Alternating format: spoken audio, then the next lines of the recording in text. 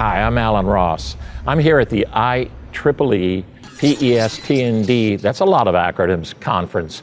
This is the 2020 version that is actually being held in 2022.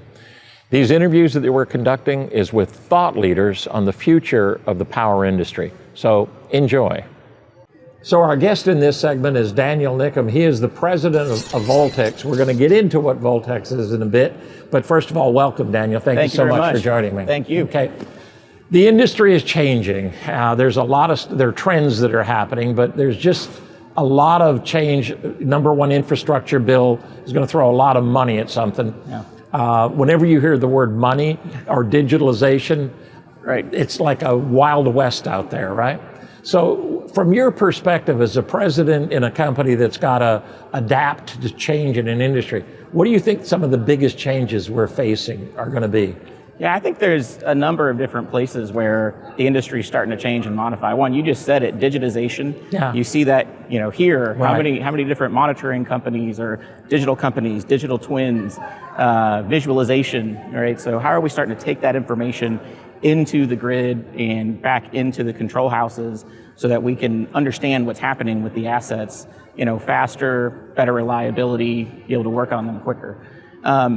The whole trend towards decarbonization is really exciting. Ooh, that's a good right? one. So as you look at and see, over the next 8 years, we have to cut as a nation, have to cut our greenhouse gases by 50% to meet the Paris Accords. Yeah. By 2035, I think it's almost 60%. Right. And a fair bit of that's got to come out of power generation and the utility infrastructure, but also a fair bit of that has to come out of the C&I, commercial and industrial land. Right, and so how are we as an industry helping a group that is not always, hasn't really been in our industry before, doesn't run power equipment necessarily? They're starting to have to think differently about their power management, about their needs. And so how are we helping them to transition there? Well, there's another thing, because another part of that has to come from electrification of transportation. Absolutely. Right? Which creates its own set of problems because demand curve is going to go up. Absolutely. And I'm not sure that we fully understand when you get to true grid scale vehicle electrification, what is that going to do to impact the grid? In California, there's a tenth of the number of chargers that there needs to be just to hit California's vehicle electrification challenges that they've put out on themselves. What is that going to do to the grid? How are we as an industry going to respond to that? Not just in states, but as we go, across states into the entire country. You mentioned California, and they're kind of the leader of that, and they're behind, right? Imagine what the rest of the states are doing. But because of electrification of transportation and other things, data centers are moving from offshore back to the United States because they have to. Bitcoin mining is now going on, and it takes a lot of power. Absolutely. The expectations are anywhere in the next decade, anywhere from a 30% increase to a 100% increase of power demand. And we've been in a flat power curve. It's been about flat for a decade. Absolutely. It's suddenly doing that. What does that do to the future? Well, so you have that curve, and you have the trend towards renewables and everything else. Yeah. And so it really begs the question of how are we changing the curve of generation? Right. And if renewables are going to be a huge part of our go forward generation plan, not just what's short duration energy storage, but what's the solution for long duration energy storage? Right. Yeah. Where does hydrogen and solid state hydrogen come into play? Where do other technologies come into play that aren't just batteries that can last 2, 3, 5 hours, but we need to store energy for days, weeks, months, seasons. In order to help flatten out the curve and change the way that generation is done here. It's a great perspective of a changing future. And then the government throws in billions of dollars every year, and it's like the Wild West out there, right? Right. Everybody's grabbing the money, which then, a question, interoperability. You hear that all the time.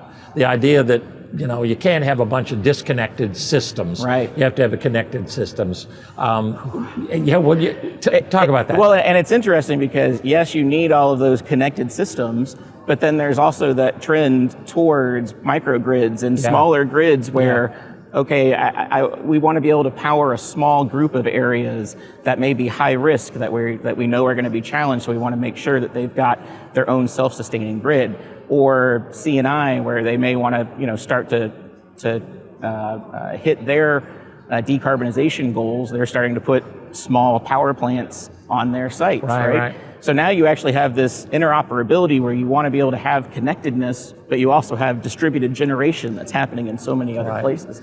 So it's huge challenges. I know. And one of the funny things is I want to create my own power, but when I can't, I want you to give me power. Exactly. And by the way, you don't have a peaker plant. You've got an old stage, a long generation cycle. I can't just turn it up and down. No. It is a challenge for utilities, a big challenge for utilities. Maybe that's why the government's throwing the billions of dollars into it. That's right. Let's switch gears a little bit and talk about Voltex. Tell me about how it got formed, your knowledge of, and how is Voltex positioning itself for this future? Sure. So Voltex was created about a year ago, and it was the merger of EPS, Electric Power Systems, and North American Substation Services, NAS. And EPS is one of the largest NETA testing companies, engineering and P&C companies in the country. NAS is the largest substation services, transformer services company.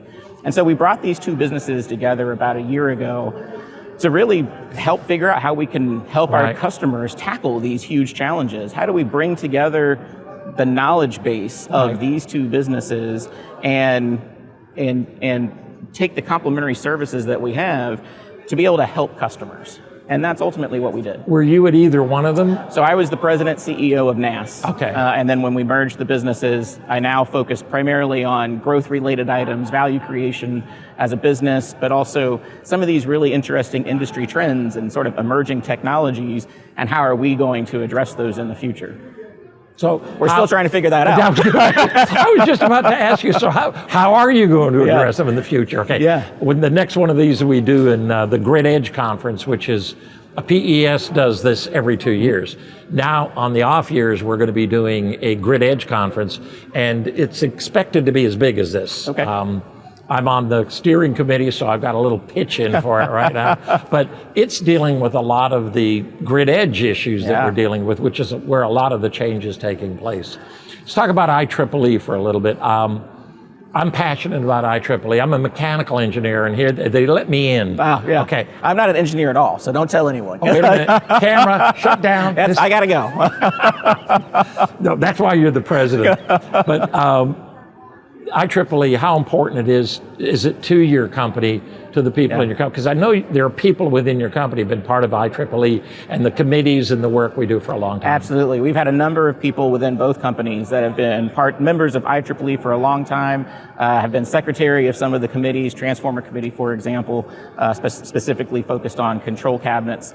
I mean, it is the preeminent organization that you want to be part of, and just look at everything we bring together here, from safety equipment, line equipment, transformers, visualization, digitization. Where else can you go and find everything about our industry in a single place and be able to walk the floor and see your friends? And we have a lot of people selling solutions here, right? There are a lot. I don't know what they're selling, but it's called a solution, and they're on about that.